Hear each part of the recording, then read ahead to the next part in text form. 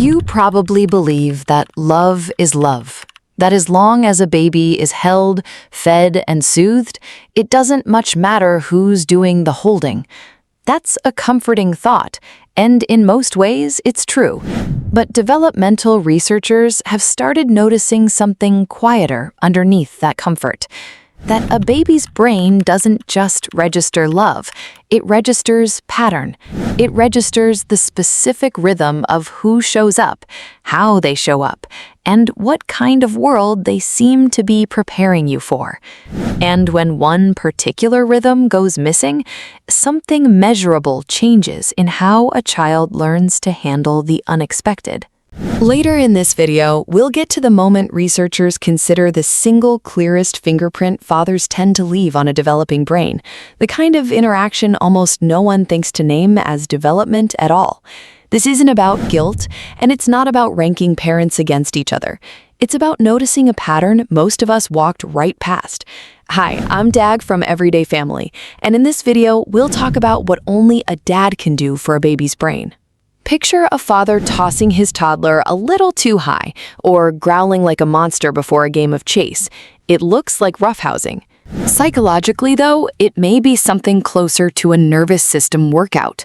Researcher Daniel Paquette has proposed what he calls the activation relationship, the idea that fathers, more often than not, engage children through novelty, unpredictability, and controlled risk, rather than through steady soothing alone. The nervous system doesn't just learn calm from this, it learns recovery, how to spike into excitement or alarm and come back down safely. That's not something you can fully learn from stillness. It has to be practiced. If your own play looks more chaotic than tender, that's not a flaw. It may be doing exactly what a growing brain needs. Try this today. Let one moment of play get a little louder or sillier than usual, and watch how quickly your child recovers. That recovery is the lesson. Now picture a quieter moment, a dad narrating the toolbox while fixing something, half to himself, half to the baby watching. It looks like idle talk, but language researchers, including Romeo at MIT, have studied how the back and forth of conversation, not just the volume of words a child hears, shapes areas of the brain tied to language processing. Some research suggests fathers, on average, tend to introduce more unfamiliar vocabulary and ask more open-ended questions than mothers do, simply because they often haven't built the same shorthand with the child yet. That unfamiliarity forces a baby's brain to work a little harder to keep up, and that effort is where growth happens. If you've never thought of your rambling explanations as teaching, they may be doing more than you realize. Try narrating one ordinary task out loud today, questions and all, as if your child were a genuinely curious colleague. Then there's the pattern developmental psychologists have studied for decades, in a completely different context. What happens when a caregiver's face suddenly goes still and unresponsive? Edward Tronick's famous still face experiments showed how quickly infants notice and how hard they work to try to re-engage a parent who's emotionally checked out. Fathers, research suggests, are statistically somewhat more likely to be the parent who's physically present but mentally elsewhere, scrolling, half-watching a game, present in body only. It's not usually neglect, it's often exhaustion. But a baby's brain is constantly reading engagement as safety information, and a repeated pattern of present but unreachable can quietly train a child to expect disconnection even from someone who loves them deeply. You are not a bad parent for zoning out sometimes. Every parent does. The shift isn't about being perfectly present all day.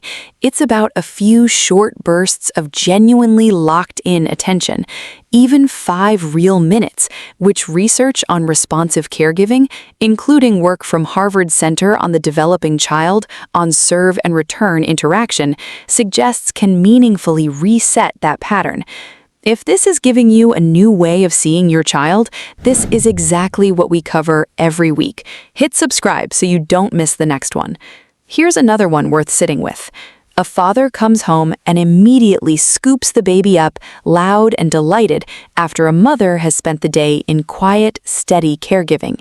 It can look almost like showing off, but some researchers, including Ruth Feldman, who has studied hormonal synchrony between parents and infants, suggests that father's engagement often triggers a distinct emotional register in babies, a kind of aroused, delighted alertness that differs from the calm regulation built during quieter caregiving.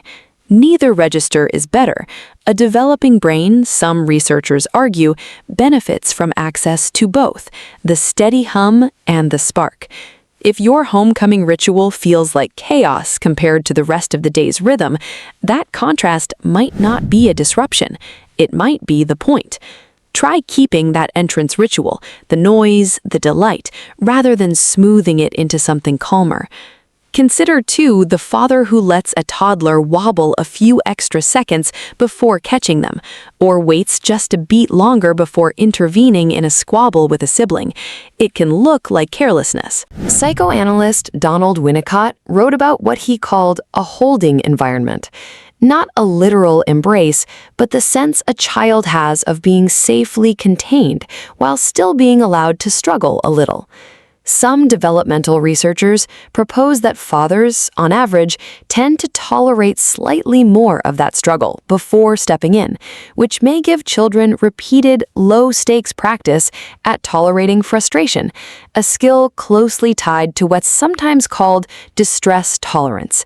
If you've been told you're too relaxed about your child's small struggles, that instinct may be building something real. Today, try waiting 3 extra seconds before you help.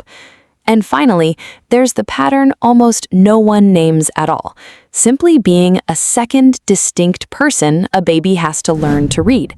Not a backup mother, a genuinely different set of cues, a different voice, a different rhythm of touch. Attachment researchers have increasingly moved away from the idea of one primary bond and toward what's sometimes called a hierarchy of attachments, multiple secure relationships, each organized slightly differently in a child's developing sense of the world.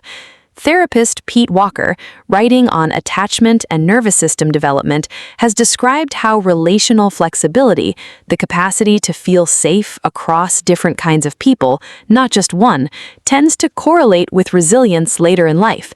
Every additional person your baby learns to trust differently is a small rehearsal for a world full of different people.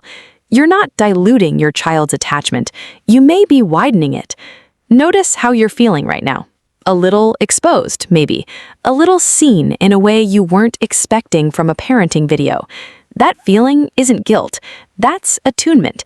Your nervous system recognizing something true about your own child, even before your thinking mind catches up. You do not have to get every one of these moments right. No father does, and no researcher studying this would ever claim otherwise. A good enough father, present some of the time, playful sometimes, distracted other times, human throughout, is still exactly what a developing brain is built to thrive on. If this changed how you see even one ordinary moment today, send it to another parent who needs to hear it. Somewhere, right now, a father is tossing a toddler a little too high, narrating a repair job to someone who can't understand a word of it yet, and building something neither of them can see. I'll see you in the next one.